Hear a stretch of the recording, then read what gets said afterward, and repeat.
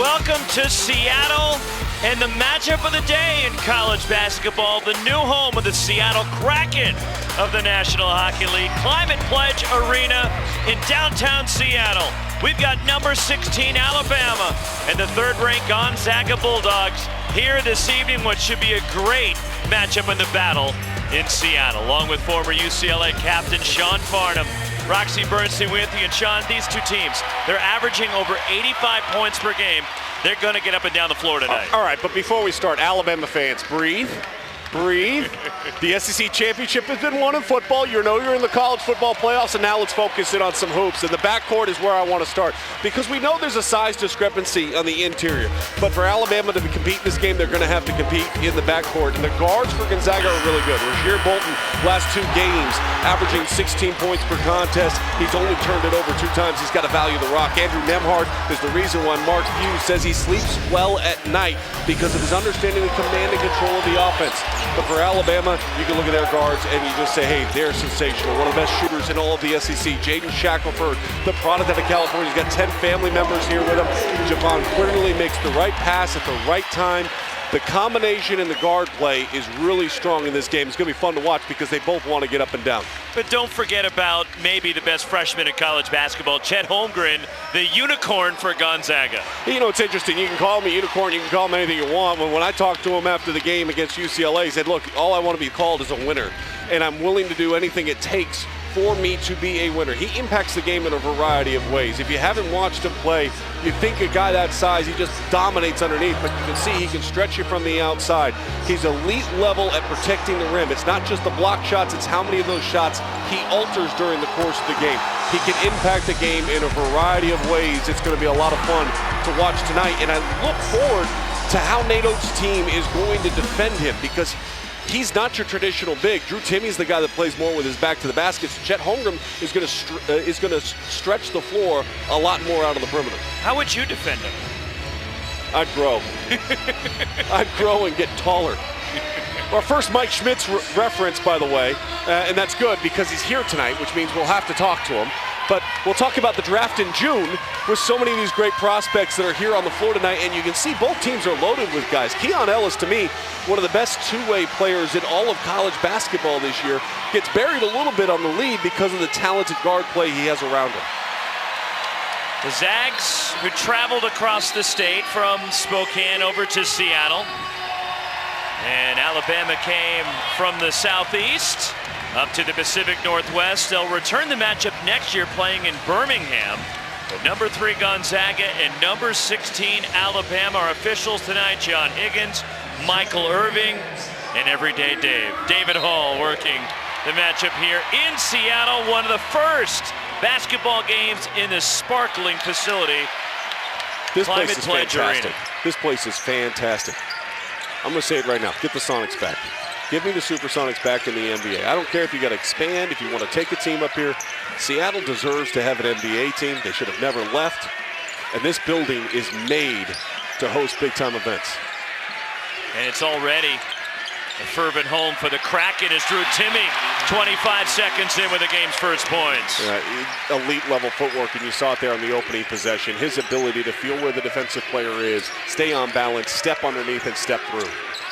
If you're Alabama, that is not where Drew Timme can ever catch the ball, that close to the basket, because if he gets it there, it's over.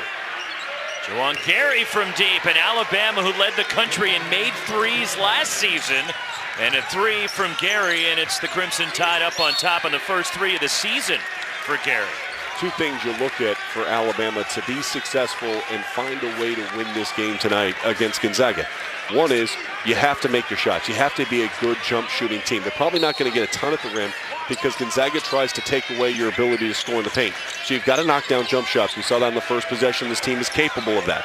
2 is, can you create turnovers and run off those turnovers?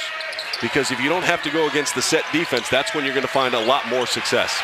It gets to Drew Timme somehow from Chet Holmgren, and it's 4-3 Zags. But the threes, Alabama's making almost 10 a game.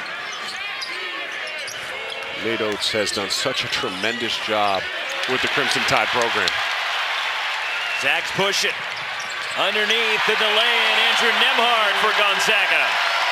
6 points in this game already for the Bulldogs, and all of them have come where? Right underneath the basket. 2 feet. I mean, you can't get higher percentage looks than what Gonzaga has had in their first 3 possessions. Keon Ellis, the kick from the corner. Juwan Gary missed way long. I'm a little slow. Chet Holmgren with it for Gonzaga. I'm a little slow, but I actually realize this is the second game for the Crimson Tide versus the Bulldogs today. And the first one went the Tide's way. Yeah. And a steal. Javon Quinn-Early for Alabama. And a foul called on Andrew Nembhard of Gonzaga, and a couple of free throws for the Crimson Tide. And Chet Holmgren doing such a good job influencing this game already. Watch the pass here, drive baseline. Defense helps over. When you help over, your weak side rotations really got to take that extra step. They didn't do it. Drew Timme was able to score at the cup, and then defensively, his length. It's, again, you know, you go back to that Texas game, and everybody goes, oh, they had 2 points. You know that in that Texas game, 33% of their shots when he was off the floor came in the paint. When he was on the floor, only 15% of their shots came inside the paint. It's an intimidating factor to have someone that is that tall with the wingspan of 7'6". Here's the offense is where they rank in the early part of the season as far as scoring, as the Zags close to 87 points per game, and Alabama over 85 as Quinn-Early hits both, and it pulls Alabama to within 1. A deep 3. And Rasir Bolton with his first points of the ball game, and the first from the outside for the Bulldogs. I mentioned off the top, he's coming off of 2 of his best games, averaging 16 points per in the last 2. And he's been ultra efficient, hasn't turned it over, rebounding the ball well. And attacking the basket, Alabama. And Javon Quinn-Early again.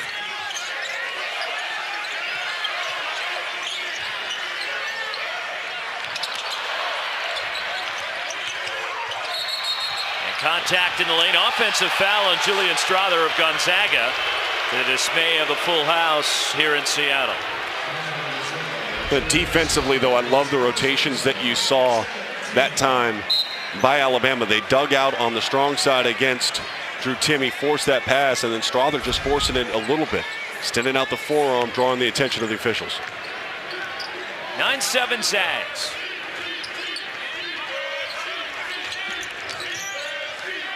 Here's a 3 launched, and a pretty stroke from Jaden Shackelford for Alabama. He can flat out shoot the basketball.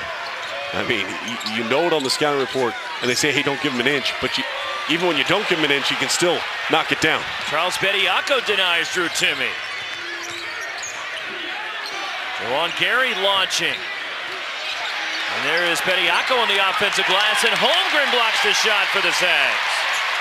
And Bediako sprained his ankle on Wednesday, was in a walking boot this morning, and they're just trying to see if he can give them any kind of production. A good start for him. Drew Timme creating some space. Loose ball picked up by Rasir Bolton, and the Zags pulled it back out. Drew Timme, the floater off the window. Already with 6, and the Zags reclaim the lead. Gonzaga's much better at the defensive end of the floor over the last couple of years. But part of the reason why they're so good at defense is because they shoot such a high efficiency at the offensive end that allows them to get back and set up their defense when you're taking the ball out of the net. A lot easier to push it when the ball is coming off the rim like that, as opposed to when you're taking it out of the net and having to inbound it.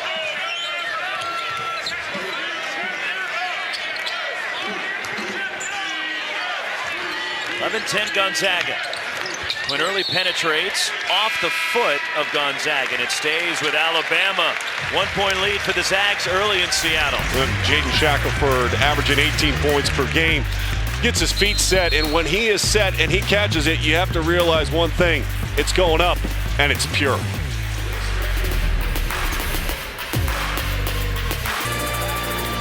ESPN's exclusive presentation of college basketball is brought to you by Toyota. Let's go places. Yeah, love the flashbacks to the Supersonics. No bones in there. Where's though. our No guy, Brent Berry. Tell you what, we got so much of the Sonics. How about 4-time WNBA champions, the Storm, led by Noelle Quinn. who was a former women's basketball player at UCLA when I was there. Former Sonic and former star at Alabama, Derek McKee in the house tonight here in Seattle. This is a great basketball town. It really is. All the products of the players that have come from here, the great history of the Sonics when they were here, and hopefully they will return at some point. And also a great history of Alabama too. You think about, of course, everybody goes to football as the fail-safe, but you think of the basketball and the history that they have had. Players like Derek McKee, Big Shot Bob, Robert Ory, Charles Sprewell as a three on the way from the freshman J.D. Davison. And even under Nate Oates, and you go back to, you're talking about Nate Oates, and we'll get into the recruiting class that he's got coming in next year. But back in 2017, they had Colin Sexton, Herb Jones, John Petty, Alex Reese. That class was top 10 in the country. Over the top for Holmgren underneath. And a foul committed by Darius Miles of the Crimson Tide. Herb Jones in the NBA was, by the way, SEC Player of the Year and Defensive Player of the Year a year ago. Only two other players have done that. Have been Anthony Davis and Tyler Ulis. The high-low pass is one of the things that people talk about in today's college basketball world. You're looking at three-point shots, getting the ball underneath. So how do you get the ball post-entry? Do you cut? Do you move? Do you dribble? Gonzaga has always looked at the high-low, and while they haven't used it a ton in the early portion of the season, I think that's going to continue to be a point of emphasis for them because it can get Chet Holmgren going to the rim, and Drew Timme is a solid passer up over the top. They've done it for years with other combinations that they've had. 1 out of 2 for Chet Holmgren.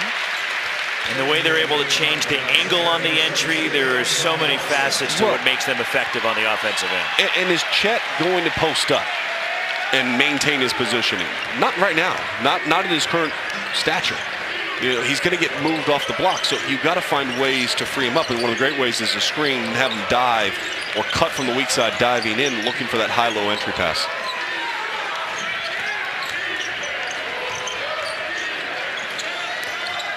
Here's a three from Darius Miles from the corner for Alabama. 5th lead change already in this one. Yeah, he came in the first 2 games of the season with 6 of 7 from 3. Since then, he was just 1 of 9. So there's a balancing out point that you're hoping to find with Darius Miles. That's a great start for him in Alabama to see one go through. Here's double figures in each of the first 3 games, but none of the last 4 as a 3 rattles out from Rasir Bolton. And the follow inside from Hunter Salas. How about the toughness by Salas? Deep 3. And now it's front rim for Javon Quinn Early.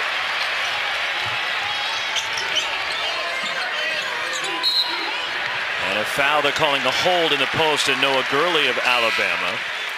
First personal on Gurley. This year, the 27th annual Jimmy V Classic comes to you from Madison Square Garden. Tuesday night, 7 Eastern on ESPN and the ESPN app as Texas Tech takes on number 13 Tennessee. Then old rivals square off in a familiar building. Number 6 Villanova and Syracuse. To donate to the Jimmy V Foundation, go to v.org. 3. Jaden Shackelford, his second. Yeah, you can't leave him that wide open. I mean, Scouting Report 101, Shackelford is going to shoot, and there was nobody near him. That's poor defense right there by Gonzaga. On the drive, Nembhard. And the offensive rebound, Anton Watson will get to the line for the Zags.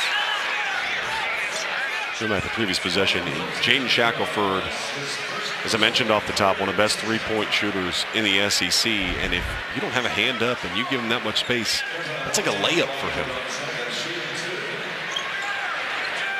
Such a pretty stroke. Yeah, played out of California. Yeah. Made his trip to Alabama. I actually talked to him earlier today. Posted the interview up on my Instagram, but a young man who found a home and wasn't necessarily well recruited in the West region of the United States, and was looking for someone to believe in him, and Alabama believed in him, and he has made the most out of it. From the high desert area in Southern California. From way out there. Too much this time from Jaden Shackelford, and a foul going for the rebound, and we're going to the other end. It's on Alabama, and they're getting Darius Miles for foul number 2.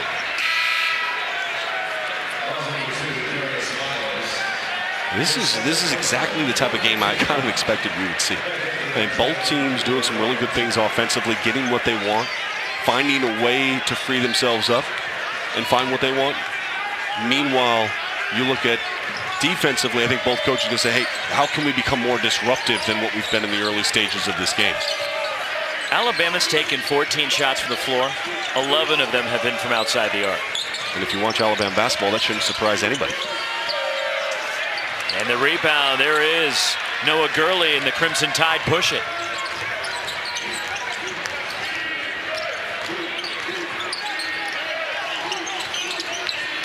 Underneath the reverse and the follow from J.D. Davison. Mike Schmitz right now is writing that down and saying, okay, he can elevate and finish above the rim. He might change his grade. We'll have to ask him later what the grade change will be on athleticism. And Davison is a 6'3" point guard that just did that. His head was at the rim. Well, the hair does give him a few extra inches. You could grow your hair out, and you're not getting that high. There's a difference in the level of athleticism, Roxy Bernstein. Watch this. First of all, nobody puts a body on him, and he runs right to the cup and just flushes it.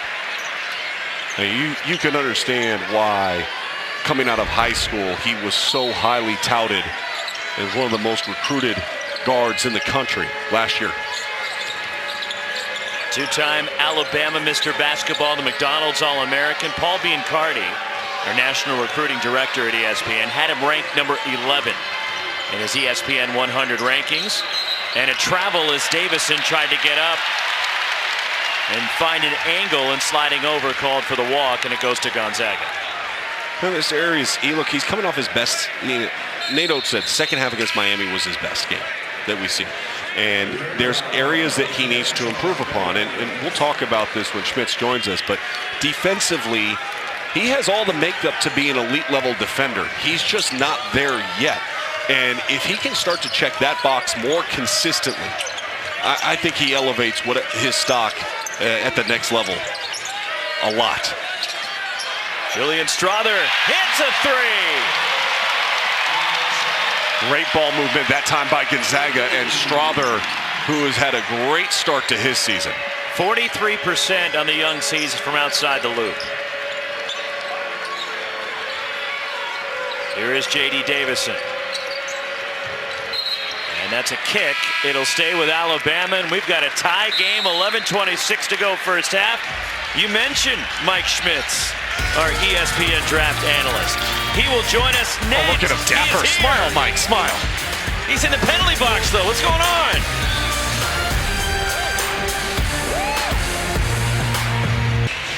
The battle in Seattle, Climate Pledge Arena, the new arena here in Seattle, tied at 18, number 16 Alabama, number 3 Gonzaga, with Sean Farnham, Roxy Bernstein with, and here's the prospect rankings according to our draft analyst at ESPN, Mike Schmitz. Chet Holmgren, the number 1 prospect. J.D. Davison from Alabama, as we welcome in Mike. All right, Chet Holmgren, number 1 overall. For you, what sets him apart? Well, Sean talked about it earlier. You know, it's all the ways that he impacts the game. I mean, you don't need to call anything for Chet Holmgren. No plays. You don't need to isolate him for him to have an impact. We've seen it here already, changing shots at the rim. He already has 2 blocks. We saw him switching out on Javon Quinterly. He can step away from the rim, and then offensively, he shoots the 3. He can handle. He can pass. He reminds me a little bit of a combination of Kristaps Porzingis and Evan Mobley. So I just love his all-around impact. Off the inbound, the lay-in for Charles Bediako. How much is that gap, though, at number 1 closing when you look at the play of Jabari Smith from Auburn, or you look at Paolo Banchero and what he's done on the big stage so far for Duke?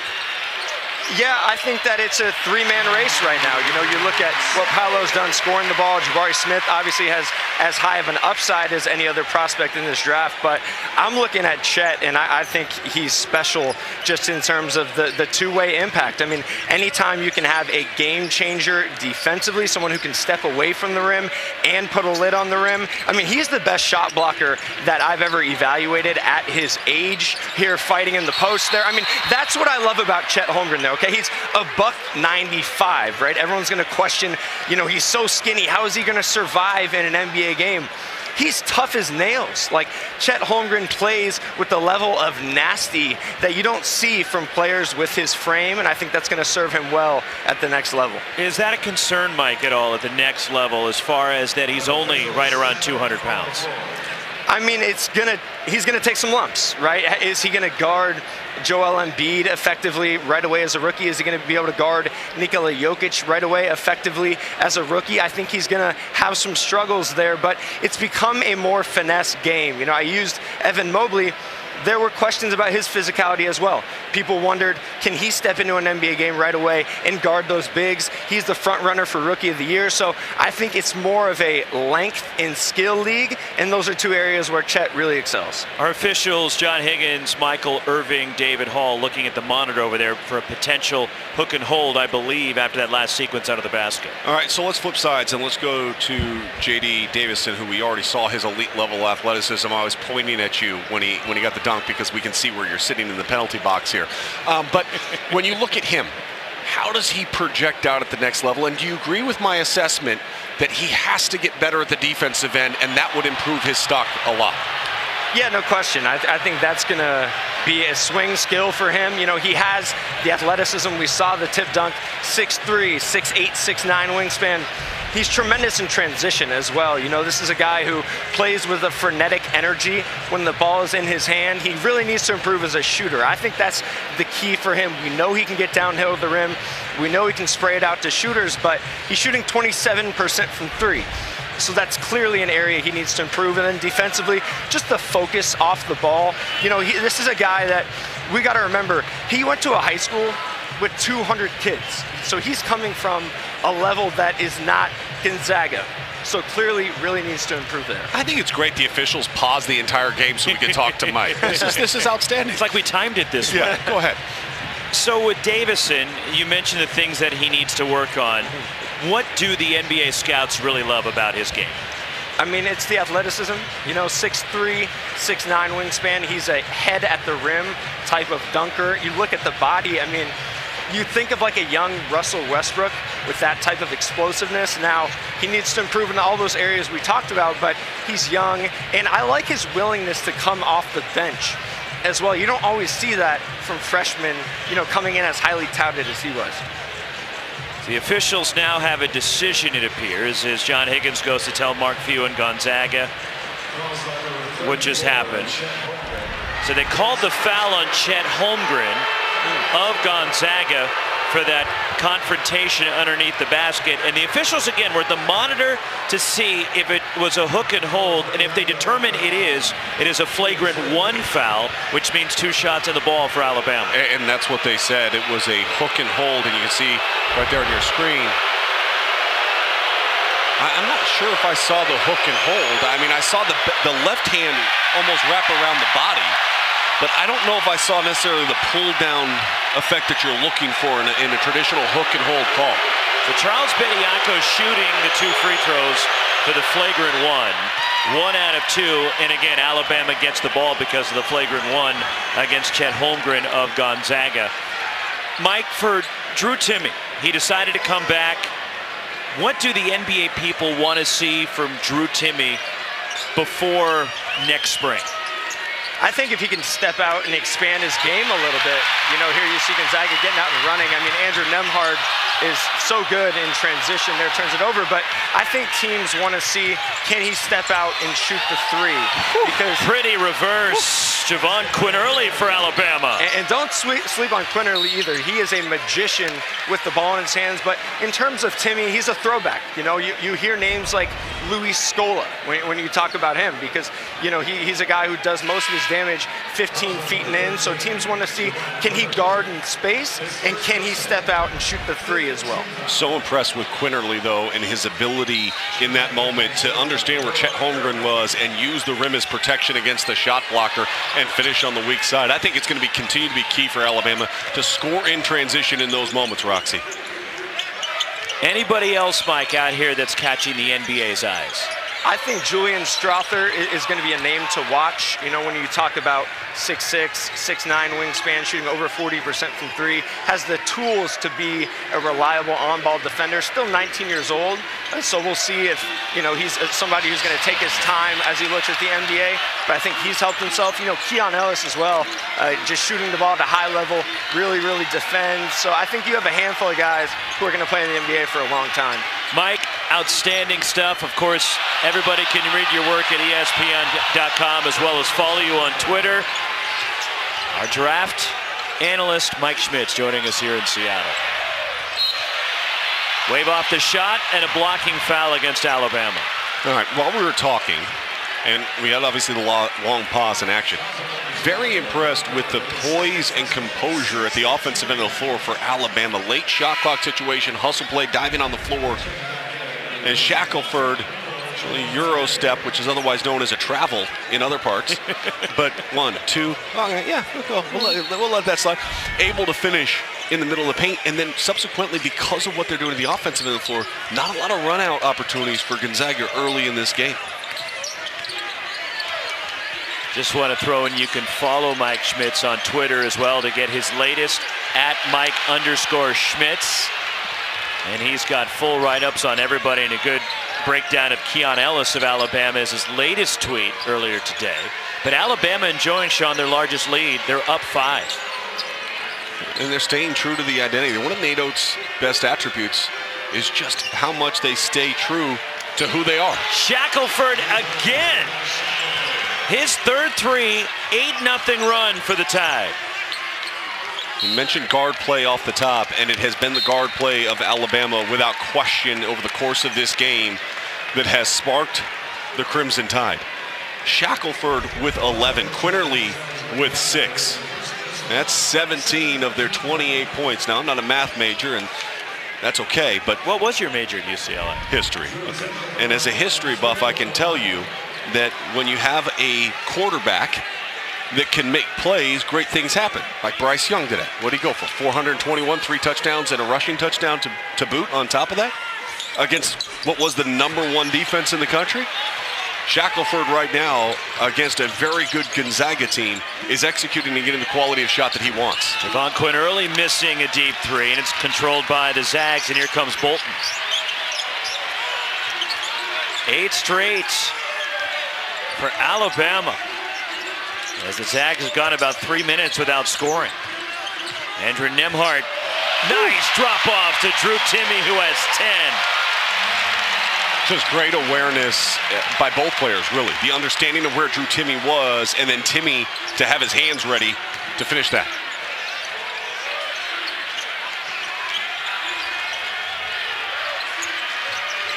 Jaden Shackelford, the kick out to J.D. Davison, and a 3 for Davison.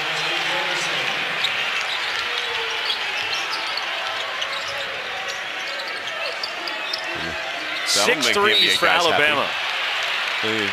Schmitz said they want to see him shoot the ball better from beyond the arc. He got his feet underneath him on that one.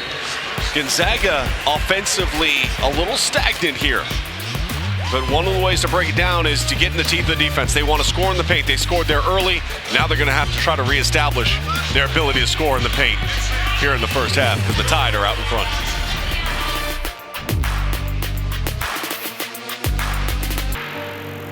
Time is something that cannot be bought.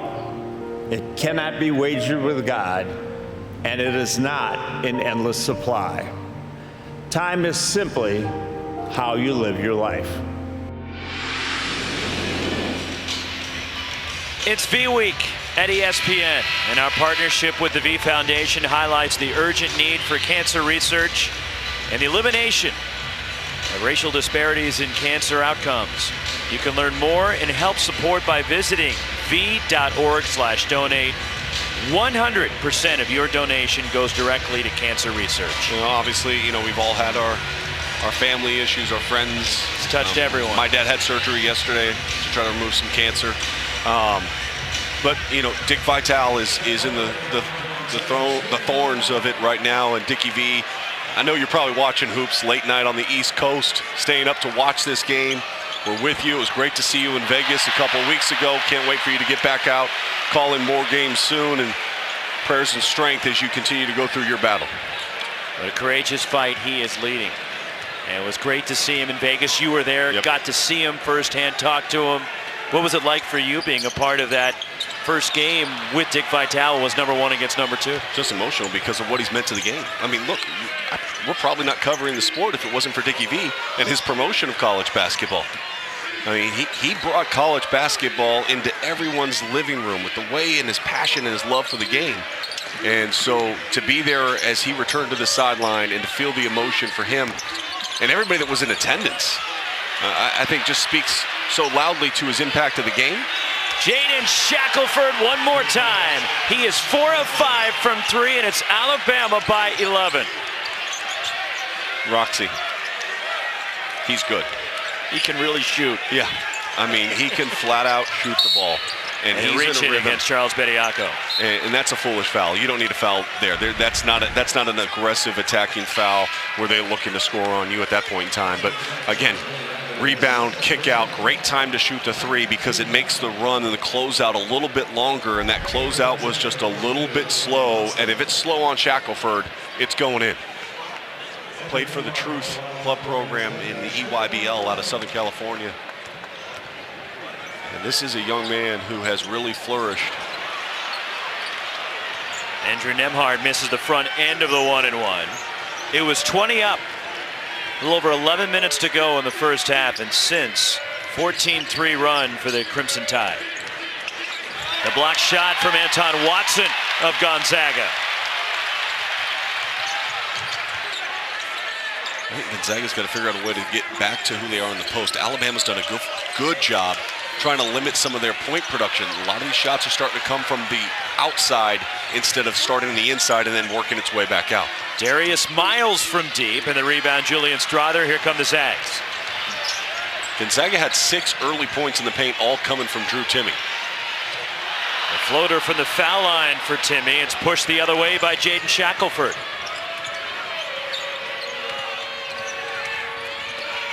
Shackelford has it stripped, got it back. Open three, Darius Miles gets his own miss and attacks. Rebound tipped out to Strother for Gonzaga. Nolan Hickman in the game, the freshman from Seattle. For the Bulldogs as Drew Timme backs his way in. Spins it up and in the reverse. Timme Island is a very lonely place sometimes, Roxy. If you catch the ball and it's only you on Timme Island, you're probably giving up 2 points. The lob and the finish from Charles Bediako for Alabama. And a 30 from Mark Few. And a frustrated coach for Gonzaga as Alabama is up double digits on the Zags in Seattle. Impressive performance so far by the Crimson Tide, executing crisply at the offensive end.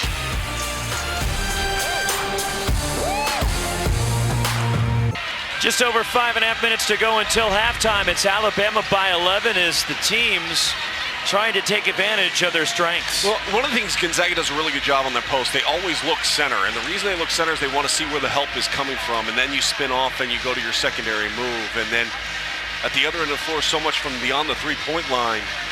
The nice throw up to the rim. And an easy way to put Timme in an on-ball screen to see how they will react defensively.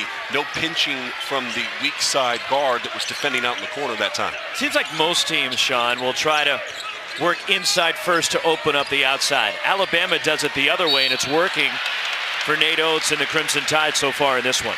It is, but I like what I'm seeing out of Gonzaga the last 2 possessions of wanting to get Drew Timme the ball. He has been incredibly efficient so far in the game. He's got 12 of your 25 points and really comfortable with his back to the basket. And when you're not getting something in transition, you go somewhere where you know you can manufacture points. Drew Timme at the line is Gonzaga already in the double bonus.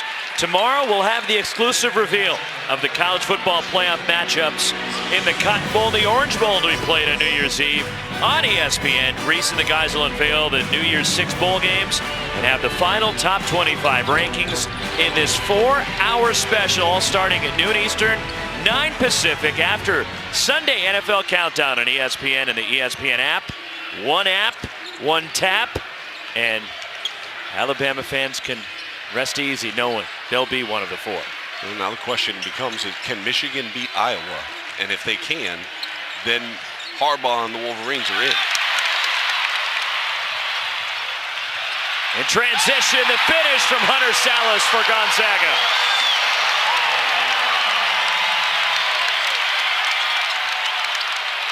And a steal. Ahead for Andrew Nembhard. Timeout, Alabama.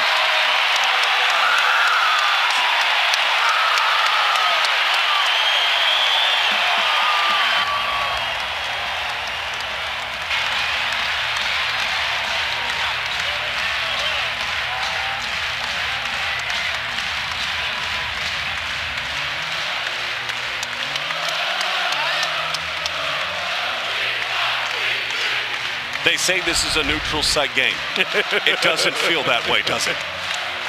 Well, you can only get about 6,000 people inside the kennel. We've got about 18,000 here in Seattle. Well, and for the first time all game, you saw defense lead to offense. And for Gonzaga wanting to get out in transition, prior to this burst of 4 straight points coming off of their defense manufactured, they only had 2 fast break points the entire first half.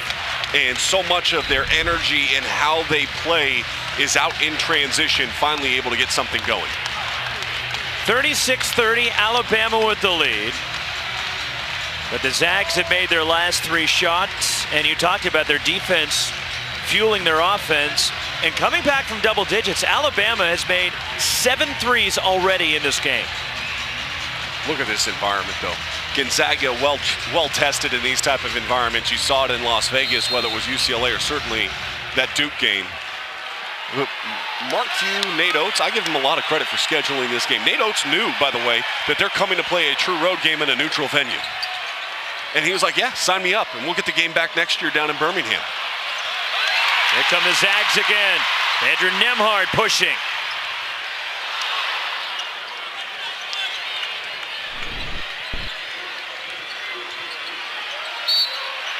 And a foul before the shot will put Drew Timme back at the line for Gonzaga. When we talked to Nate Oates, and he said, listen, everybody makes the playoffs, right? That's kind of like the mentality. It's like you're going to have ample opportunity to make the playoffs. Playing these type of games and scheduling up, you have to play your best basketball in March. You need to get your weaknesses exposed. And he said it's part of the foundation of why I make the schedule I make. Think about this. They're playing this game here. Then they're going to take on Houston in a week. Then right here on ESPN2. Then they're taking on Memphis at Memphis. Now, I understand Memphis is struggling. They took another loss today, this time to Ole Miss. Turning the ball over like almost 20 times a game. That's difficult to win that way. But you're scheduling those teams. Plus, they're going to play Baylor. So that you're well tested prior to the start of your season. And they'll play Baylor at the end of January, so a very challenging schedule for Nate Oates, who was last year's SEC Coach of the Year. And a foul will get Alabama to the line, and Charles Bediako will shoot 2 for the Crimson Tide. What's the byproduct of scheduling up, by the way? Well, you learn about your team, you learn about your deficiencies, right? But big-time players want to play in big-time games. And you look at the upcoming schedule for Alabama. I mean, that is a gauntlet of a stretch before you start SEC play. But Gonzaga has already gone through a huge gauntlet with Texas, UCLA, Duke. They've got this game here, Texas Tech coming up. I mean, you want to schedule these games because it creates buzz, it creates excitement. You cut through the clutter, even in the college football championship Saturday. This game is a marquee game that if you're a hoops fan, this is your side dish. You can go watch the football games if you want to, but if you like hoops, this is what you want to come see in an environment that's sold out with 18,000 people that pack this place. Tickets for this game went on sale in June, and they sold out within an hour. 18,000 tickets were gobbled up for this matchup here on December 4th at Climate Pledge Arena.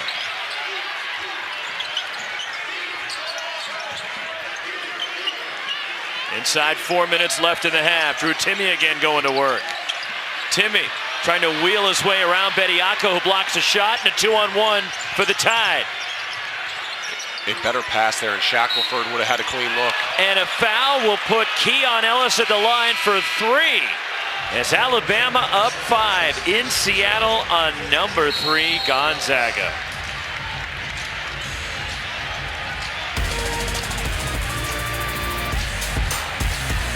ESPN's exclusive presentation of college basketball is brought to you by Burger King. The Italian original chicken sandwich is now 2 for $6.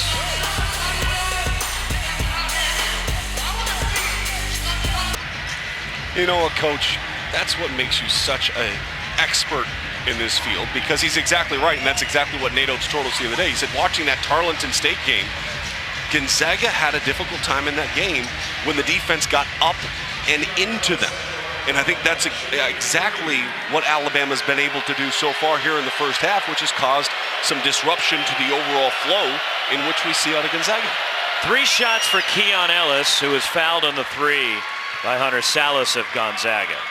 What else did you take away from that Tarleton game where the Zags struggled? They led. It was a tight ball game at halftime, pulled away a little bit in the second half. But what was your takeaway from that game at the Kennel on Monday?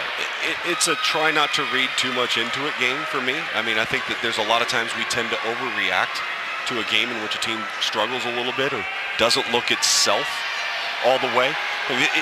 We mentioned, and you look at the games that they've just played, UCLA and Duke, and then you've got this game, and then Tarleton State is in the middle of it. You don't want to say that teams overlook an opponent, or maybe does, but sometimes you go through a game where you're not exactly right and you're sluggish, and the opponent begins to get confidence and you're sloppy or a little bit careless with it. It gives Mark Few the opportunity to talk to his team and be like, guys, we got to dial this thing back in. Anton Watson cutting to the goal for the Zags. Maybe one of the first times all game that we've seen them cut and move on the weak side and find open space to finish in the layup. Great pass by Timme, but a really good cut by Anton Watson. 5-point lead. Tipped out of bounds by Timme, and it stays with Alabama. Just over 3 minutes left here in the first half. The Zags able to pass the ball well. That time, a little on-ball screen. Feed it, Timme off the block. But look, defensively that time, what'd you see from Alabama there on the catch? How many red jerseys did you see? 3. If you're running 3 to 1 player, that means there's guys open in space to attack.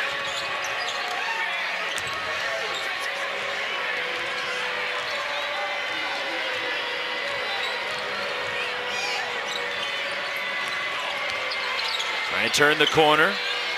Here's J.D. Davison in the corner, rattles in a 3. That's his second. One thing about Nate Oates, he instills so much confidence in his players. I mean, even when you look at Davison's numbers, 27% from beyond the arc. This is a guy that can shoot the ball, and he's got to build his confidence from it. And for a lot of players, once you see one go down, it's a lot easier. But look at how that was facilitated. A breakdown on dribble penetration down the baseline. Defense sinks in, and his feet were set in the corner, ready on the catch to shoot.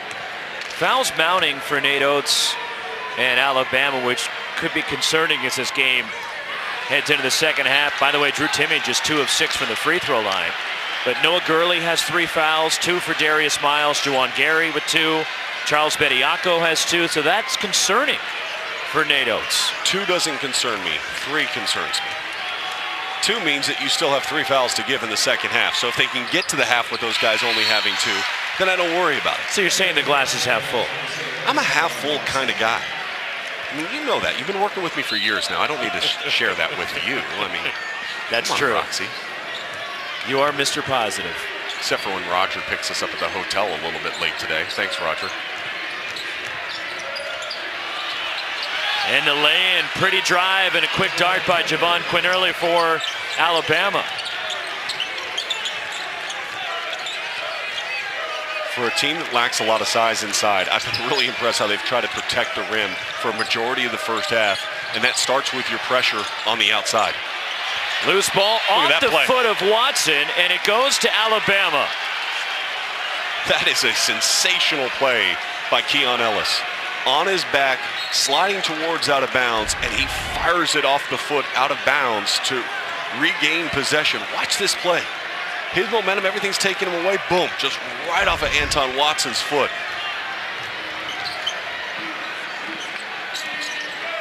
Alabama is led by as many as 11 here in the first half. They have made 8 threes. And an errant pass from J.D. Davison. Bolton a transition 3. And the loose ball hustling Juwan Gary, and here comes Alabama. And offensive foul. Jaden Shackelford, his first. And that's one where you've got to stop and you got to go straight up and straight down. Defensive player clearly positioned right in front of you. Your momentum, if you're off balance, your momentum is taking you right in. Shackelford knew it too. But because he went off of one, leaning forward, that momentum took him forward rather than a jump stop, straight up, straight down, teardrop. And Nembhard clearly outside the restricted area. Good defensive rotation by Nembhard. And now you just want to see that flow that we've been so accustomed to over the last couple of years for Gonzaga to show out. Haltage of play. There looks like a clock issue, and Gonzaga will put it in here on the side. As the Zags are shooting 48%, Alabama 46%, but 8 threes for the Crimson Tide, just 2 for Gonzaga. And the Zags, 6 of 14 from the free throw line. Timmy's got to go to work. It's one-on-one. On the baseline, and Bolton is denied by Charles Bediako.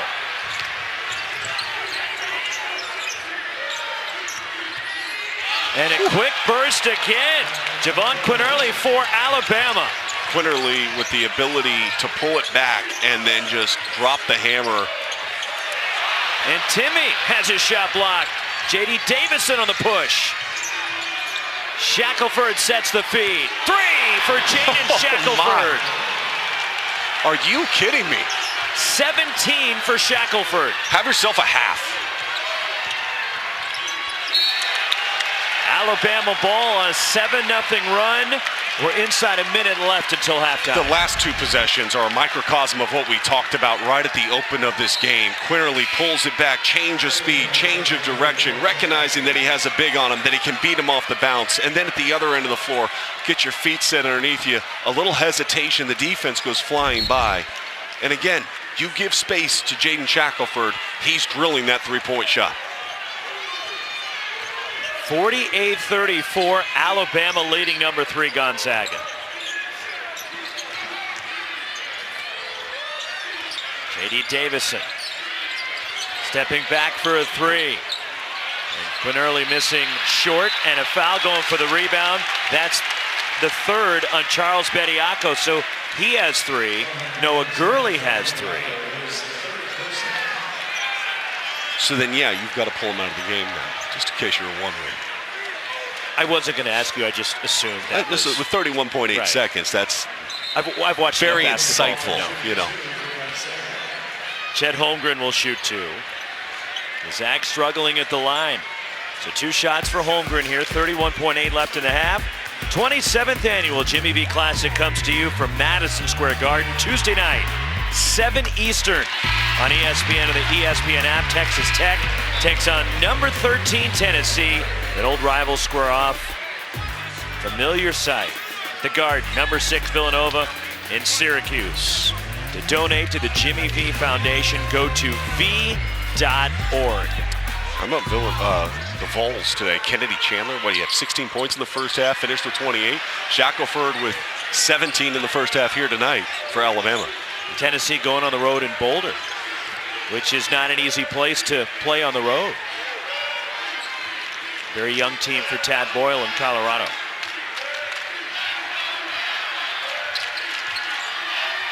Strong first half for Alabama.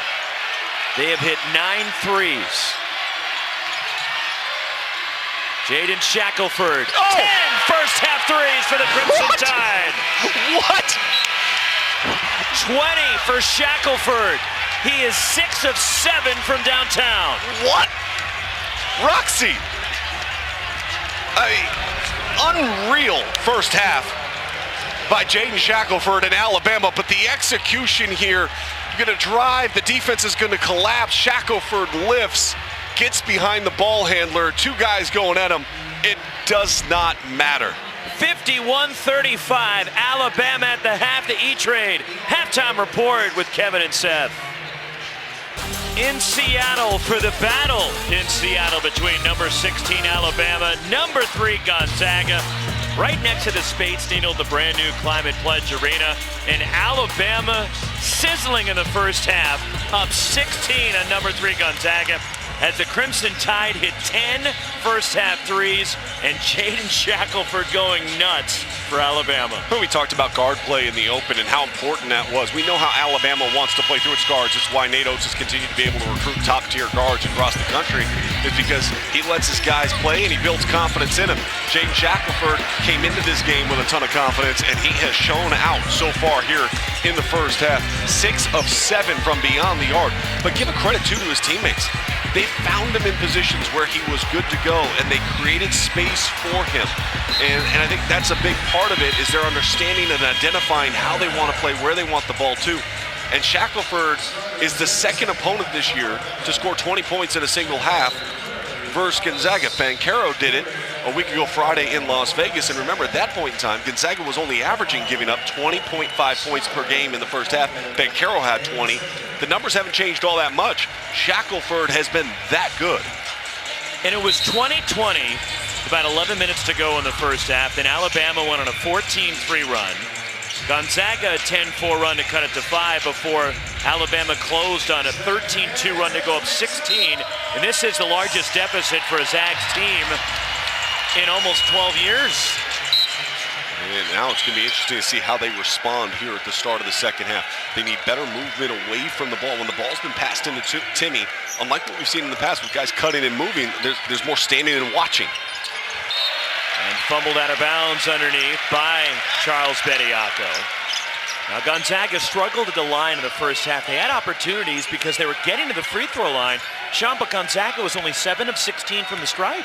And when you look at the season numbers, they're not even close. They shoot 71% as a team on the season coming into the game. Alabama was called for 14 fouls in the first half. Kick out to Chet Holmgren, who lines up a 3. And the rebound tip to Charles Bediako, and here comes Alabama. Jaden Shackelford. Juwan Gary on the baseline for the Crimson Tide. And too easy. I mean, occupy the defense on the roll, kick it to the corner, a little hesitation, and then just a good seal underneath allows that seam to attack and be able to finish. 53-35, Alabama with the lead. Chet Holmgren gets the roll off the heel of the rim. And that's his first made field goal of the game. He was 0 for 2 shooting in the first half, 3 of 6 from the free throw line, but that's his first made bucket.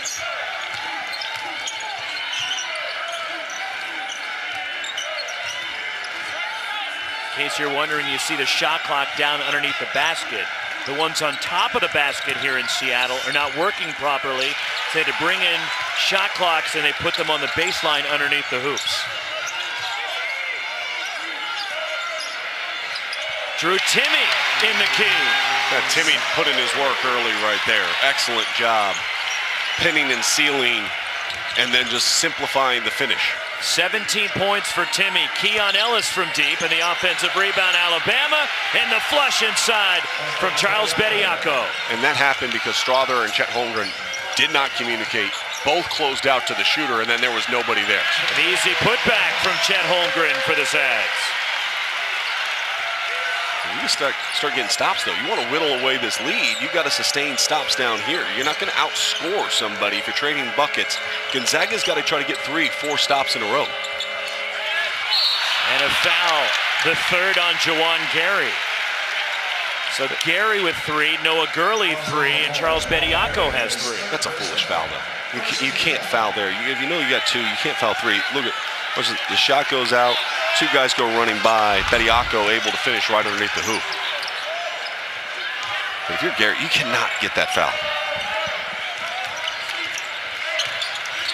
And the block shot, it is the 6th block for Charles Bediako in this game. He had 5 in the first half, and now with another. So much talk about Chet Holmgren and how he impacts the game around the rim. Bediako has been that, and remember, he's playing on an ankle that he sprained on Wednesday and was in a walking boot today leaving shoot-around. And he's a freshman also.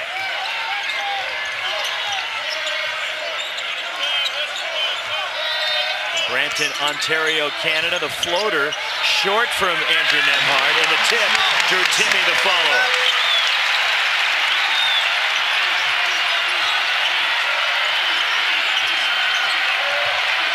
Jaden Shackelford, and Nate Oates was looking for a call. And a foul on the open floor as Holmgren goes down, and that's 4 fouls on Juwan Gary. So with 17:06 to go, Gary just picked up his 4th, and he's shaken up.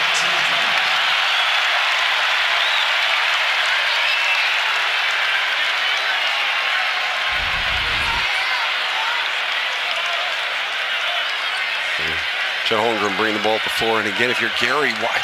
That's an easy call too, because you're reaching across the body of the ball handler. Right as soon as you do that, that's the foul. And you can ill afford to do that. You just picked up a foolish foul trying to get an offensive rebound that was already secure, dislodged, and then you reach across the ball handler with your offhand. So instead of having 2 fouls, you have 4, now you're on the bench. And he'll be sitting for a little while. There's your Bolton straight on. A 3 for the Zags. Second 3 for Bolton. And Timme asking this crowd to get into it. A team that looked pretty flat walking back out on the floor is feeling the energy from the building. A full house of 18,000 in Seattle. Loose ball. Alabama controls. Knocked away by Holmgren. Taken back, though, by the Tide. And a 3 short from Keon Ellis. Andrew Nembhard attacks. Holmgren.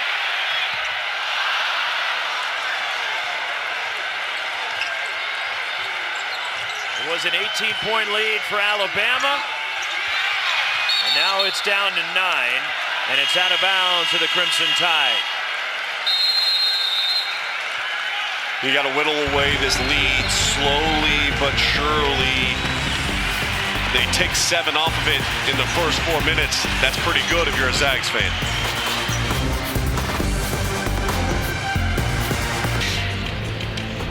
This was pregame tonight, and Mark Few honored for being the Naismith Men's College Coach of the Year for 2021 as he led the Zags to the national championship game last year, 31-1. The only loss coming to Baylor in the final in Indianapolis.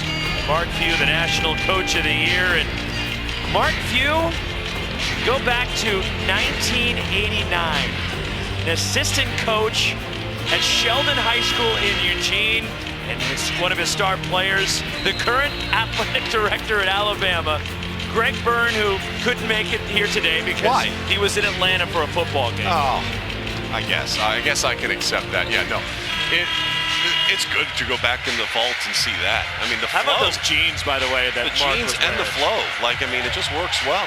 And a young Greg Byrne, too, on top of it. Mark Few's done a tremendous job with his program, and one of the things that he's always done is when his team goes to the locker room, they kind of reestablish and remind them where their identity is. There's a look at the jeans. Mark was working out back in the day, too. Got a little gun show going on. Yeah. You know? But 8 out of their 11 points here in the second half have come in the paint. And you know who has not gotten a clean look from the outside, not attempted a three-point shot so far? Jaden Shackelford. Yeah, so defensively staying much more attached to Shackelford, and offensively getting back to where their strength is, and that is attacking and finding ways to score in the paint. Tough step back. Javon Quinterly for Alabama. And the answer, Julian Strother, too much. And the rebound, J.D. Davison for Alabama.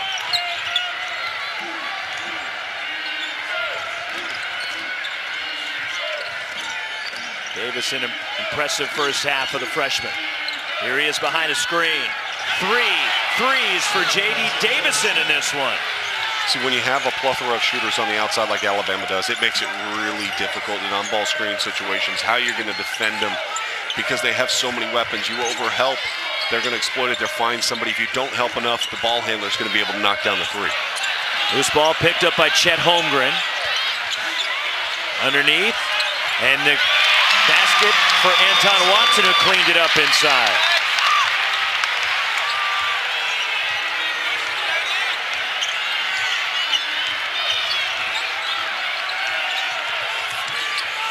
Another 3 from Davison. That one rattles out, and Holmgren clears for Gonzaga.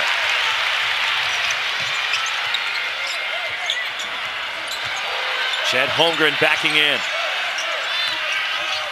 Julian Strother. Holmgren. Muscles up. He got it and one.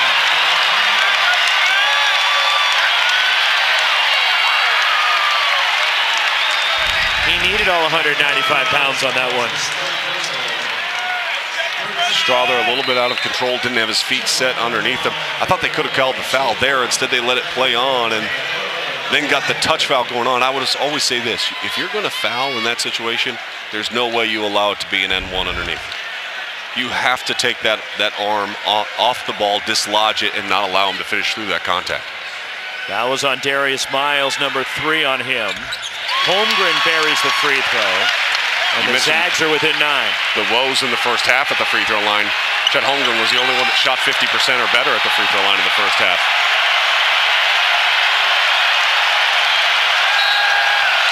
And a foul out top. You could barely hear the whistle with the crowd coming alive at Climate Pledge Arena. And it's on Rasir Bolton of Gonzaga, his second.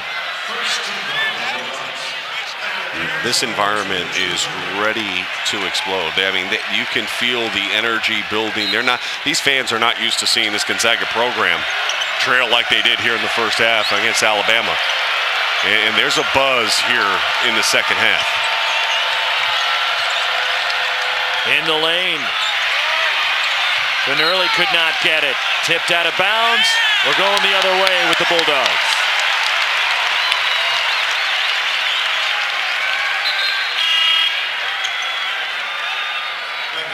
And Jaden Shackelford, they've got to do something to get him open. He has not had a clean look. His one shot attempt was that drive down the middle of the floor. They've got to set him some screens, get him moving off the ball, and try to see if they can find something for him. What is Gonzaga doing differently on him here in the second half? Well, they're just staying attached more than anything. Timmy trying to wrestle it away. Bolton missing the 3. And here comes Jaden Shackelford for Alabama. And a foul committed by the Zags. And it's on Nolan Hickman. In transition, you can't reach out and just put your hand on the ball handler. Now, again, in this possession, what I would like to see is even some of that action where you have Quinterly driving end line and then Shackelford elevating up and lifting in the middle portion of the floor. See if you can get something there, because if they stay attached to him, what it does is it takes that potential help side defensive player out of the equation, and he's going to close out with Shackelford. You can have a layup. If not, you can open up something for Jaden.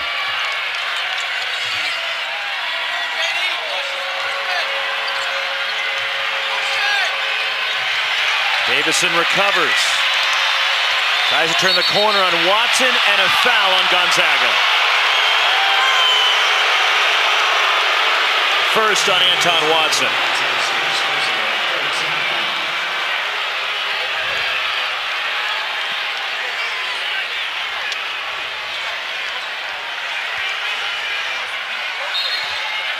Alabama is led by as many as 18.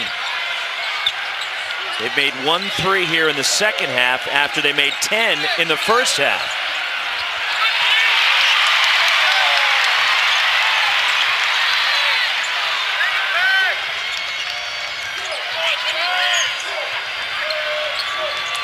Andrew Nembhard, the lob. And it's broken up for Watson. Drew Timme has it for the Zags. And a foul, jockeying for position, the fourth on Noah Gurley. Gurley has 4, Jawan Gary has 4 with 13:02 remaining. Drew Timme has drawn 8 fouls in this game so far. And counting. All right, Chet Holmgren has garnered 5 fouls. And you look right here on the post-up, he gets you on that high side and gets you having to reach over the top. So as you reach over the top, even as he's nudging underneath you, it causes Anton problems. Watson, his first 3 of the season.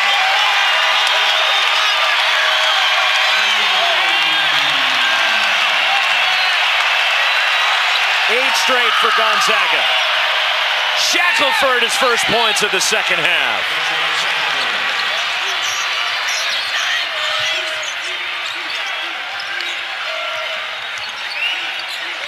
And intercepted. Charles Bediako reading the play. Along the baseline, the reverse. Jaden Shackelford keeping the dribble alive. And a timeout for Gonzaga. Mark Few not happy with that pass by Drew Timme that led to that opportunity. Back-to-back possession, Shackelford. They're running him off the three-point line. They're trying to stay attached to him. So what do? You get the ball in your hands and you look to be aggressive in attack, and he's done that in back-to-back possessions to bring this lead back out to 10.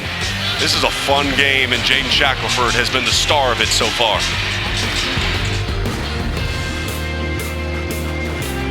With Sean Farnham and our ESPN crew, Roxy Bernstein with you, Climate Pledge Arena in Seattle. The battle in Seattle, number 16 Alabama's opened up a 10-point lead on number 3 Gonzaga. And this is the rebirth, if you will, I guess, of the battle in Seattle. First time we've done this since 2015. And I have to imagine, Sean, with this fantastic new facility here in Seattle, that we're going to see this event for years to come. Well, one of the great basketball cities in the country. I mean, they love basketball up here. The Storm have great support. Noel Quinn has done a great job taking over that program now as their head coach. But I mentioned this in the first half. It's real simple. If Adam Silver's listening, bring back the Supersonics. Enough already. Seattle deserves it. They should have never lost it.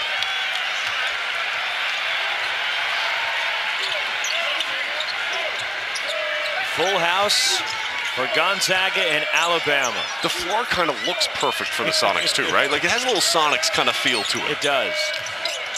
Almost like a toned down version of the floor at Oregon, right? I grew up in the Bay Area when the Sonics used to come play the Warriors. I used to go watch Dale Ellis, Gary Payton, and Sean Kemp. I love the Rain Man. And a steal. Jaden Shackelford ahead, the reverse, and it rolls in for Darius Miles. So you have a great run by Gonzaga, tighten up this game, and now it's been a 6-0 run by Alabama to extend it right out to double digits plus again. Really impressed with Alabama and how they've handled the poise of playing in this building with this crowd and the runs that they've sustained and taken on from Gonzaga. Jaden Shackelford off balance, draws the contact and one. Oh, man. Shackelford, the strength to get it up and in and drawing the foul. He hasn't done it from beyond the three-point line here in the second half. He has done it aggressively, attacking the rim, absorb the contact, the ability to finish. Shackelford, he's got 26, and the lead's up to 14.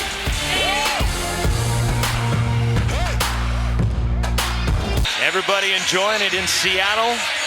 Great arena and a high-level basketball game between number 16 Alabama and number 3 Gonzaga. And the star tonight has been Jaden Shackelford for Alabama. He's 10 of 12 from the floor, 6 threes, 26 points and 7 boards, and still going.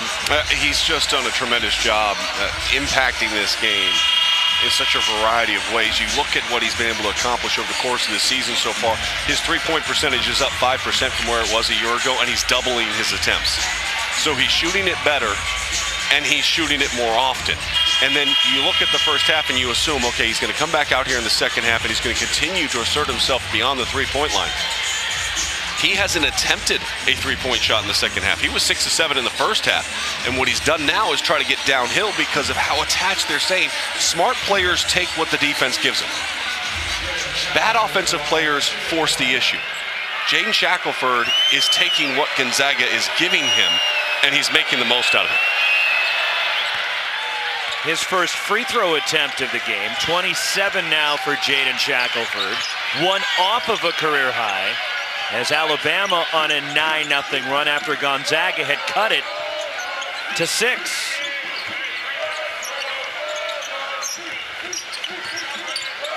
Step back three and a tough shot from Nolan Hickman, his first points of the ball game. Hickman can score the basketball, and it's just a matter of time as he continues to grow in his confidence and understanding how to compete at the Division I level. Jaden Shackelford down the lane will get to the line.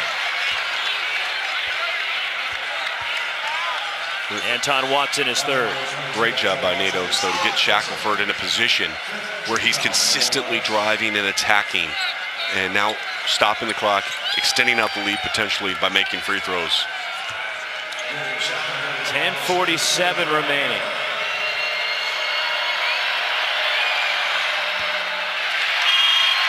This year, the 27th annual Jimmy V Classic comes to you from Madison Square Garden. Tuesday night, 7 Eastern on ESPN and the ESPN app as Texas Tech takes on number 13 Tennessee. Then old rivals hook up and a familiar sight at the Garden, number 6 Villanova and Syracuse. To donate to the Jimmy V Foundation, go to v.org. Cuse with a big victory today against Florida State. And the game against Villanova, though, man, that is going to be tough because Colin Gillespie is playing great. He had 23 points, 0 turnovers today for Villanova.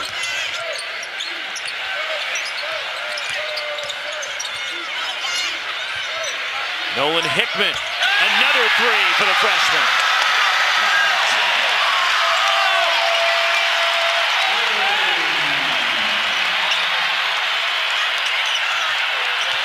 Darius Miles attacks. And here come the Zags countering.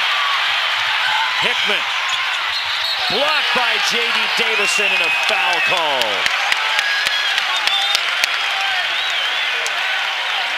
And it's on Davison, his first. I mentioned Nolan Hickman has the ability to score the basketball. There's no doubt about it. 24th ranked prospect coming out of high school. That time probes the defense. Ends up getting the foul called and getting the trip to the free throw line. But back-to-back three-point shots. I'll be honest, didn't see the foul on the blocked shot there. But McDonald's All-American, 5-star recruit. Did you ever think you'd see the day that Gonzaga in one recruiting class would have 3 McDonald's All-Americans? Well, yes. Have you watched the last 20 years of college basketball, Roxy? I have, and we've seen the evolution of this program. They're producing pros. I mean, question. It's the reason why Nate Oates is having success recruiting guards is because he's producing guards that are having success at the next level. If you look at Gonzaga, they've had a ton of bigs and guards. They've just produced pros because they win.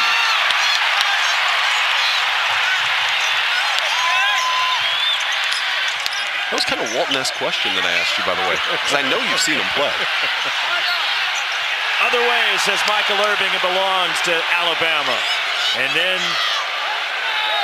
players need to be separated. It appears that Darius Miles may have been hit in the head as he was on the floor. He was clutching his head and trying to shake it off right now.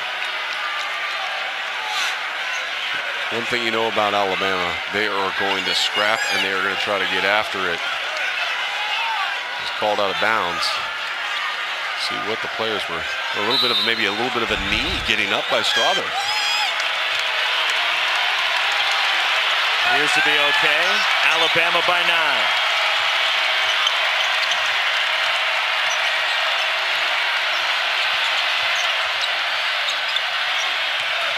Keon Ellis has it stripped, got it back. Darius Miles missing the 3 and Drew Timme the rebound. Timme penetrating. Step back from Hickman, and it's partially blocked by Miles, but they get a foul on Miles, and that's his 4th foul with 9:11 remaining. Nolan Hickman is the reason why Gonzaga is getting back in this game right now. And this is why when you look at this Gonzaga team and you think about what they are now, what they can be moving forward in the future, I think these freshmen are going to continue to learn how to play at this level. And clearly contact on the elbow there, easy foul call for the officials. But these are moments you learn and you grow. 4 fouls apiece for Noah Gurley. Juwan Gary, who just came back into the game, and Darius Miles. I mean, Hickman had 0 points in the first half, has come off the bench here in the second half, and he has 9.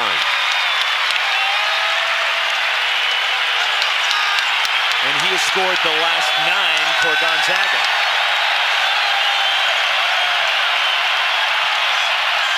Jaden Shackelford, blocked by Chet Holmgren, out of bounds.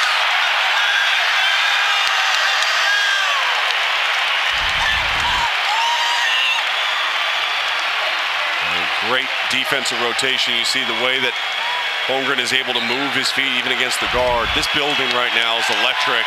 This is so good to have the fans back in college basketball. Juwan Gary on the baseline, and a block is called. I think Nate Oates was holding his breath, hoping it was not going to be an offensive foul because Gary attacking with force. First on Drew Timme.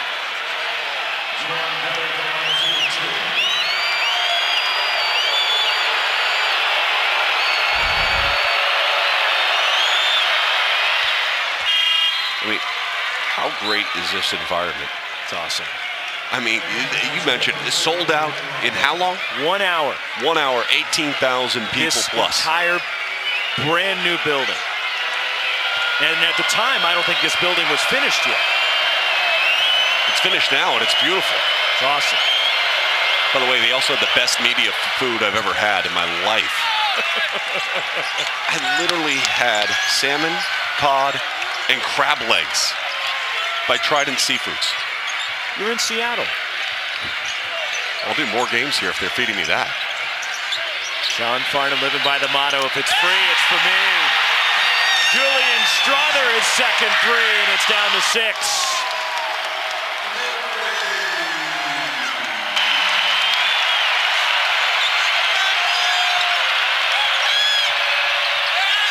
Loose ball picked up, and attacking the rim is Keon Ellis.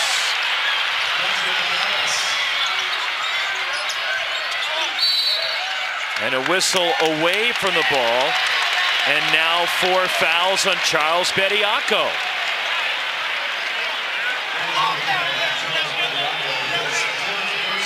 Four Alabama players with 4 fouls and 8:09 still to go.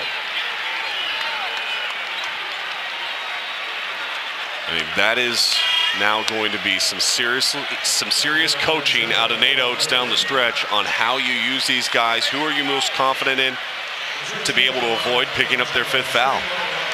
Gurley and Gary on the floor right now. They have 4 fouls. As a 1-and-1 for Drew Timme, who continues to struggle at the line. He is 3 for 8 at the stripe tonight. Juwan Gary denied. They're just forcing the issue offensively, not playing with the same poise that they had in the first half. Timme trying to lob it for Holmgren and hit the rim. The drop off, but it's on the baseline. Trying to get it to Juwan Gary. A Gonzaga ball with 7:38 to play. Alabama and Gonzaga in Seattle. And Julian Strother and the youngsters for the Zags trying to bring them back.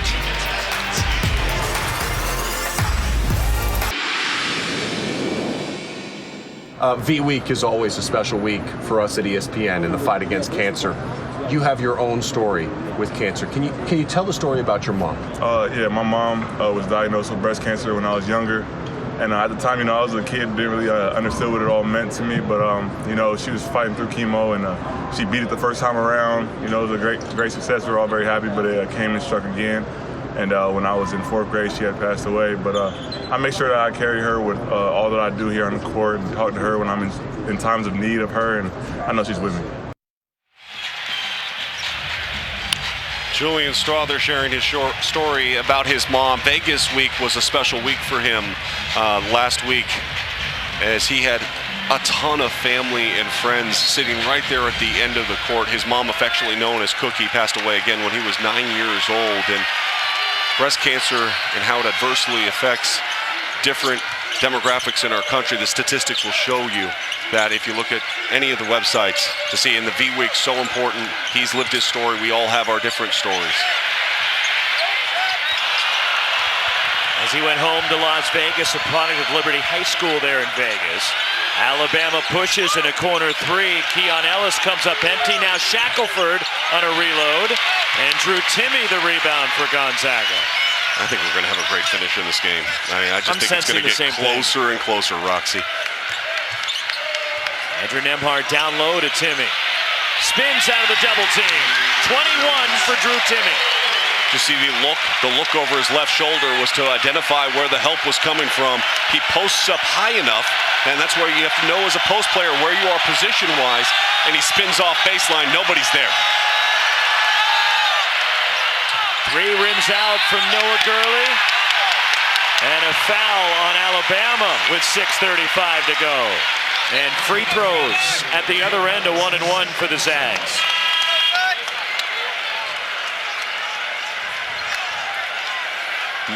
How many of those fouls have we seen over the course of this game, though? Think about it. Gary having two of them here in the second half at least. You don't need to foul in that situation. They've secured the rebound. You're flying in out of control. You're going to send them to the free throw line and give them an opportunity to cut into your lead without having to go against your defense. So the 8th-team foul, Julian Strother, a 1-and-1. 77% for the sophomore from Las Vegas.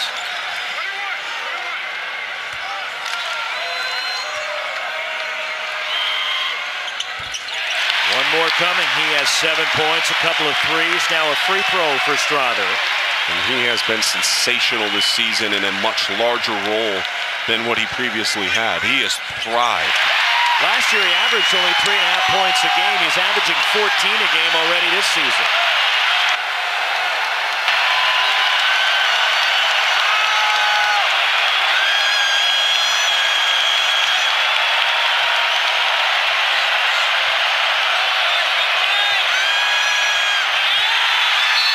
Bounds, it stays with Alabama. This place is electric right now. Everybody's standing at Climate Pledge Arena. For Alabama, you've got to be smart. You cannot afford to foul and send Gonzaga to the free throw line. You've got to be able to set your defense, and that comes from being able to execute on the offensive end of the floor.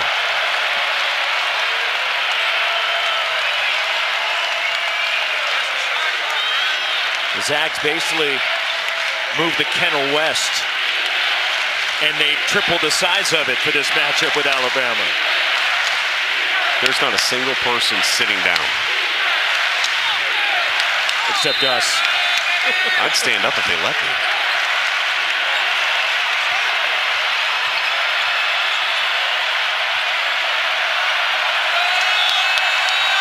Shot clock at 5.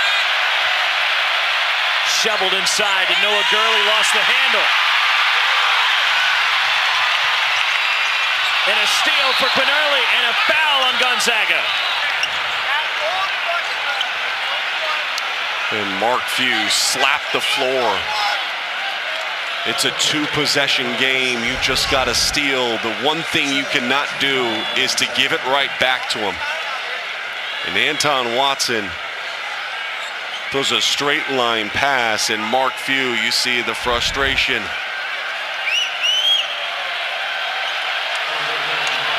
This is one of those games where it feels like a 1-possession contest at the end. 1-and-1, the 17th foul, and the second on Andrew Nembhard, as Javon Quinerly now 3 for 3 from the line. Quinerly was sensational last year in the SEC tournament. He's the most outstanding player. Average almost 16 a game in the SEC tournament, as the Crimson Tide, the reigning SEC champs, now up 6.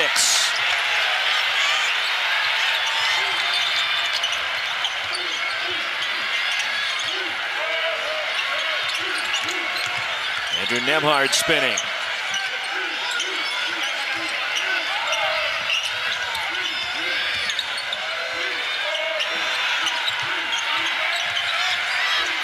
Timmy fading away, tough shot. Anton Watson, the offensive rebound and put back.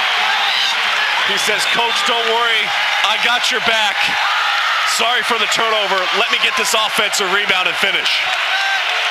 Alabama is led by as many as 18 in this one. Up and under with the left hand, and Quinerly comes up empty. And a foul near midcourt on Alabama. And Keon Ellis very close to getting a technical. Michael Irving, the official, calmly walks away. Well, But the frustration from Ellis, his third foul. Nate Oates looked at him and goes, that's a foul. And that is Ellis's second foul in this half.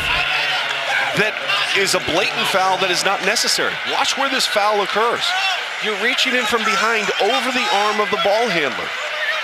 That is very easy to call, and you have to have better discipline than to foul in those moments. 1-and-1 for Julian Strother. It spins out, and Jaden Shackelford the rebound. Shackelford is tied at career high, leads all scorers with 28. Drew Timme, 21 to lead Gonzaga. Inside 5 minutes. Crossover, the floater. Shackelford can't get the roll. Drew Timme clears. And Gonzaga down 4 with the ball.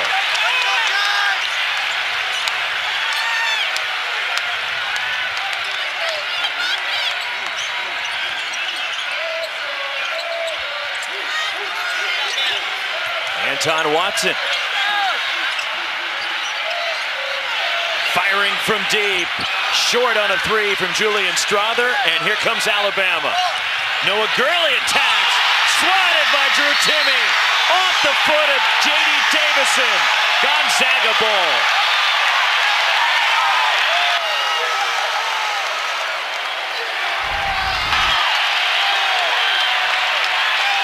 Drew Timme in rotation goes up and erases the opportunity there for Alabama.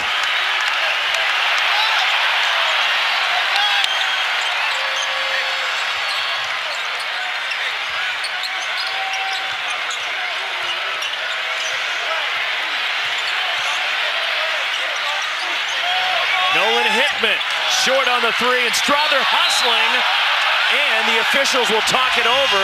Dave Hall and John Higgins. 3:53 to go, and Alabama ball.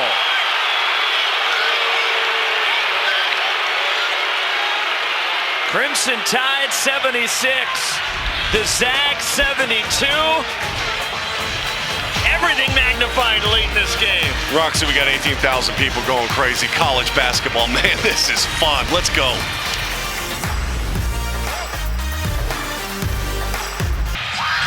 In Seattle with Sean Farnham and our ESPN crew. Roxy Bernstein with you. The battle in Seattle, and number 16 Alabama has led for the majority of this one against number 3 Gonzaga. They have led by as many as 18, and the Zags have cut it to 4. And it has been electric all evening long inside Climate Pledge Arena. And how great is this for college basketball? We talked about the scheduling of both of these teams. So many great games coming up to watch over the next couple of weeks, just like we saw in the month of November. These are opportunities to learn. These are opportunities to grow as a team. I love coaches that are fearless and want to create these type of atmospheres. It's great for the sport. Alabama last year under Nate Oates, who was the SEC Coach of the Year, 16-2 in league play, 26-7 overall, lost in the Sweet 16 and a heartbreaker to UCLA. Well, and Alabama's improvement is a big part of why you see improvement across the board in the SEC. Could be the deepest conference in the country this season. The SEC is loaded from top to bottom. J.D. Davison, a big 3 for the Crimson Tide. We saw Hickman step up and make a big shot earlier in this half for Gonzaga. That is a huge one from Davison. That's his 4th 3 of the game. And a career high 14 points. The lead is 7. They got a mismatch right now if they can get it to Timmy. Davison's on him. They're looking for him. Andrew Nembhard launches and way off on the three, and it falls to Darius Miles for Alabama.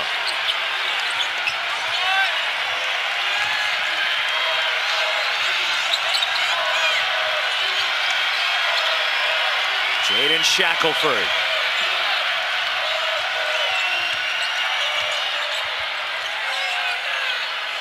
Shot clock inside 10. Quinterly's got to attack him. He hits a three from the corner.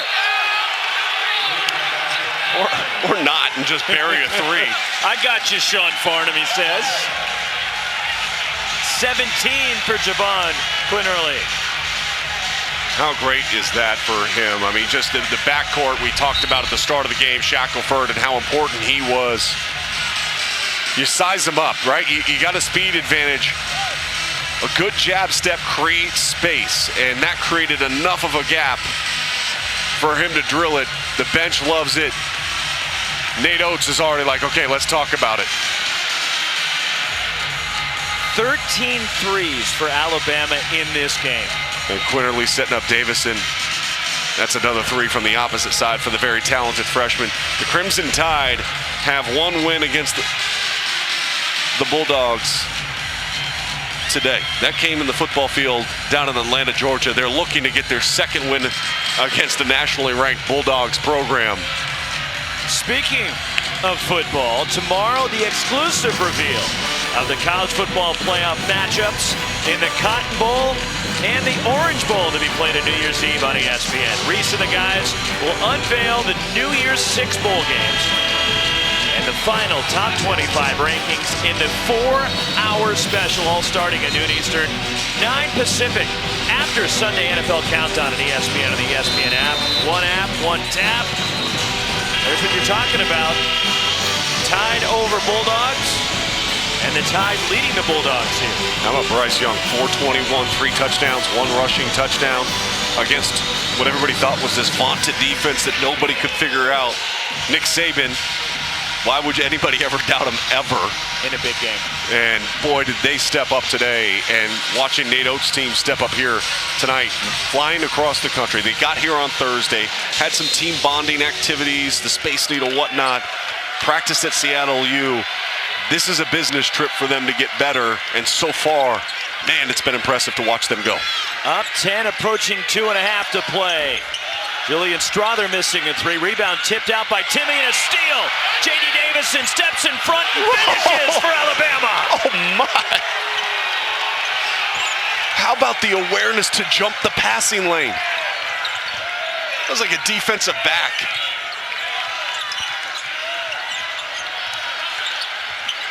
Drew Timmy shovels inside. The layup missed by Julian Strother. 8-0 run for Alabama. 2 minutes to play.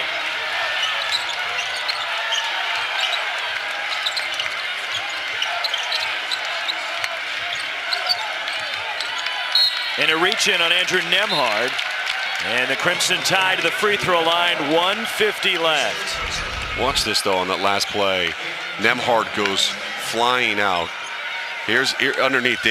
Davison goes up for the rebound. Doesn't quit on the play, anticipates, jumps the passing lane like a cornerback jumping an out route, and just took it back for a pick 6. It was a pick 6 that changed the entire game today on the football field. One more for J.D. Davison. And the freshman who was a McDonald's All-American, a 2-time Alabama Mr. Basketball. Huge impact off the bench, a career high of 17. And now 18 for Davison.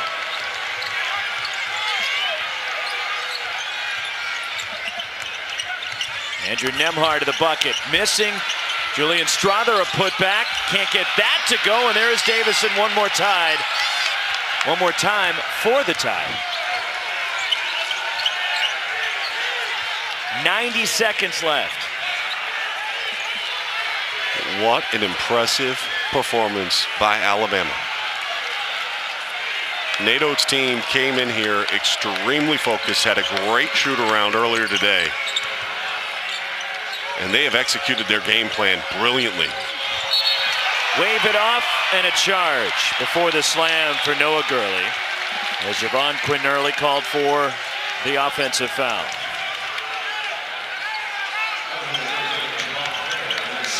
Second on Quinn-Early. And last season, you talked about that Alabama team, won 16 conference games. They took the loss to Iona. Everybody kind of scratching their head a little bit, wondering who this team might be. They are a hard-playing group of guys. Julian Strother down the lane for the Zags.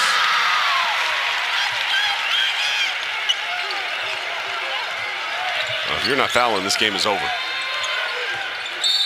And there is the foul by Rasir Bolton. But if you're going to foul, you should have fouled earlier.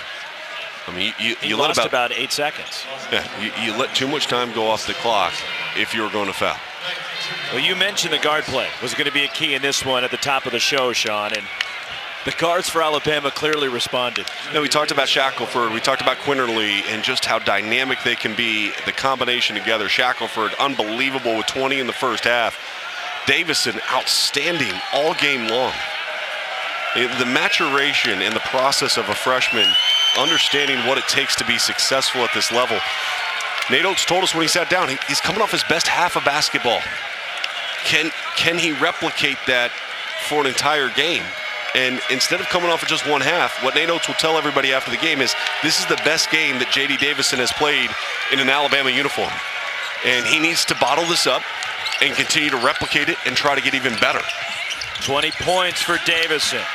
Drew Timme the offensive rebound, and he lays it back in. Timeout Zags. 37.8 remaining. But as a team, Sean, they were coming off probably their best half of basketball, that second half against Miami. At the ESPN event in Orlando, they blew out the Hurricanes in the second half. It was a tight game. Alabama outscored Miami 63-34. In the second half of that game, they made 16 threes against the U. And it seems to have carried over here, crossing the country to Seattle. Well, and part of that was how they shared the basketball in that half. They had 18 assists to only 4 turnovers in the second half of that game. So much of that offense was predicated upon spacing, awareness, and setting their teammates up. And they have encapsulated that and been able to sustain that now against a much better opponent. I mean, Gonzaga is a really high-level team, right? I mean, we saw them play against Duke and how competitive that game was. We saw them dismantle UCLA in Las Vegas. In Texas. And today, you look at it and you go, man, Alabama looked like the team that was dictating the flow of this game, the physical nature of the game. They brought the fight to Gonzaga, and they didn't back down. Look, they won the SEC last year, and you're so familiar with that league, Sean. Where do you see them in the landscape of the SEC this year as Noah Gurley finishes? Well, as I mentioned, you talk about Florida, you're talking about Tennessee, you're talking about Kentucky, you're talking about Auburn with Jabari Smith. There is a lot to like about the SEC, and there's a lot to like about Alabama. Final 20 seconds after the three by Rasir Bolton for the Zags. 19.3 to go. Alabama 90, Gonzaga 79. And Alabama turns it over to Gonzaga. Julian Strother off the inbound. Hits a three. Zags are out of timeouts. It's an 8-point game. Ahead of the pack. Cruising in. Darius Miles missed the dunk. But Alabama with the rebound and a foul on Bolton with 10.4.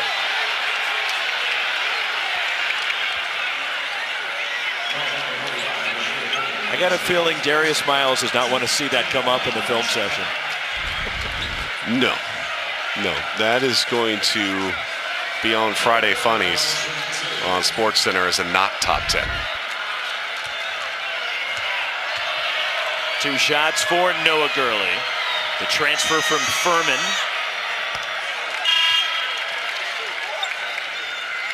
One more for Gurley, but certainly an impressive performance for Alabama, essentially playing a road game. Going cross country and knocking off number 3 Gonzaga. And that stretch coming up where they have Houston, Memphis, Julian Strother missing. Drew Timme can't get the tip. Keon Ellis holds, and that'll do it. And Alabama knocks off number 3 Gonzaga. Nate Oates and the Crimson Tide win it 91-82. It's a roll tide kind of day against the Bulldogs, whether you're on a football field or you're on a basketball court. How impressive was this performance by Nate Oates' team? Jaden Shackelford, a star of stars in this contest with 28 points. And if you're a fan on the West Coast, you're watching this game and you've never watched Alabama play or you haven't paid attention, this is a team that's really fun to watch because they compete, they share the ball, they love to shoot it, they've got talented guards across the board. Career-high tying 28 from Jaden Shackelford, who was a real problem for Gonzaga to deal with, especially in the first half of this ballgame. Well, it sets the tone, right? You hit 6 of 7 from beyond the arc, and then what that does is it starts to just break down your ability to defend because you're running out to the 3-point line so frequently that you struggle and you give up lanes to the hoop, and that's what we started to see. So Jaden Shackelford, who made 6 threes in the first half, then was more in attack mode in the second half as Alabama wins it 91-82. And we are joined here courtside by Jaden Shackelford, who just had a phenomenal game for Alabama. So with Sean Farnham, Roxy Bernstein, joined by Jaden Shackelford. You tied a career high, 28 points, but as a team, Jaden, what was the key to keep Gonzaga at bay and finish this one off? Just staying together. We knew we were coming into a hostile environment, even though it's a neutral site. And we know how talented of a team they are. Number one offense in the country. So we know we had a handful coming in. So we just prioritized defense and staying together throughout this game. Talk about your backcourt running mates. You were obviously great, but Quinterly, Davison, the trio and what you guys were able to bring tonight. How is this group continuing to mature and grow in its cohesiveness? It's just everyday work together. We're close off the court, so obviously that helps gel on the court. But we work real hard. Coach Oates always stresses work ethic and getting in the gym. So obviously that fuels how we play in the game together. And I feel like we got one of the best backcourts in the country. Jaden, when you're going off like you did in the first half, is there a point when you start to feel it? It's your day. Yeah, obviously I got teammates who find me and a coach that, believes in me and gives us freedom. So, once I get going, I try and get the best look for our team. So if it's not for me, I'm going to find somebody. But if it is, Coach Oates wants me taking a shot. So, I just take what's given to me. How much poise does it take for a player like yourself when you go 6 of 7 in the first half and then they change their defense and they're trying to run you off that 3-point line? You didn't force a shot really up in the second half. You started driving, attacking. How much of that mental thought process is going through your mind as you're out on the floor? Right. It's just making the right play. We knew they were going to switch something up in the second half, so it's just finding an open guy, or if they're running off the 3-point line, make a play at the rim or find my teammates. So it's just letting the game come to me and not forcing anything, even though the first half was good. Jaden, how's your role changed with this team this year? Herb Jones is gone, John Petty Jr. is gone. How has your role changed with this team for Nate Oates? I think number one was just becoming more of a leader. Those 2 guys were huge leaders for us last year. I feel like I had big shoes to fill. So being a leader was number one for me, and then obviously, my scoring role was kind of already in stone. But I feel like I need to be a better defender for our team as well, for us to be one of the best teams in the country. So that was big. How many friends and family made the trek up here from Southern California for you? I had a lot of family, even not from Southern California. So, it was good to have my people here. Tremendous performance, Jaden. Thanks for joining us. Way to go. Thank you. Jaden Shackelford, a career-high tying 28 points, Sean, and he was getting loose, and Gonzaga in the first half didn't have an answer to slow him down. They didn't have an answer. He got wide open. His teammates did an excellent job finding him, trying to make sure that he had the opportunity to be successful and drill shots, and he played with the confidence and a swag that you would expect a player of his caliber to play with. And in a game where you needed to have your performance, your best players step up and play at such a high level, Nate Oates' team checked the box. They were physical. They got into Gonzaga. They made the Gonzaga guards a little bit uncomfortable, which impacted their spacing offensively, turned the Zags to be a little bit more stagnant, and that halftime cushion is the difference in this game. They built up that first half, they built up that lead, and they played with that confidence and were able to sustain multiple Gonzaga runs in the second half. Look, they've already established themselves now on the national level. They made the Sweet 16 last year. They won the SEC. But how much does this improve their stock in terms of going essentially on the road and beating Gonzaga? I think stock is a relative term, right? Because there's so much more. I mean, look, if they come out and they get blown out by Houston, all of a sudden, well, we don't like him anymore. That's the ebb and flows of the season, right?